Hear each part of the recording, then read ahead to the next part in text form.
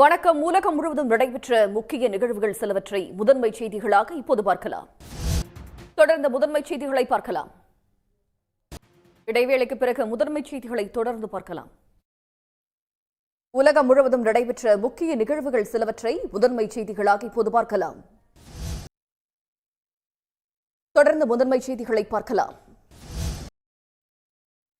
பாமக நிறுவனர் ராமதாஸ் வீட்டில் Lyca sim கார்டுடன் வைக்கப்பட்டிருந்த ஒட்டுக்கேட்பு கருவியை அக்கட்சியின் தலைமை நிலைய செயலாளர். செய்திகளில் தொடர்வது சிறிய இடைவேளை.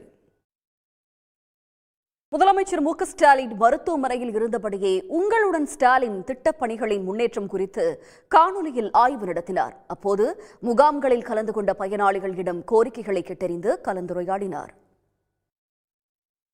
வரலாறு காணாத புதிய உச்சத்தை தொட்டிருக்கும் ஆபரண தங்கத்தின் விலை சவரனுக்கு 760 ரூபாய் உயர்ந்து 75,000 ரூபாயை கடந்துவிட்டது.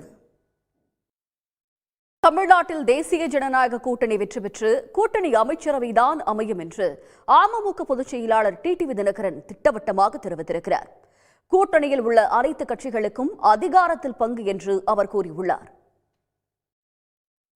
செய்திகளில் தொடர்வது சிறிய இடைவேளை.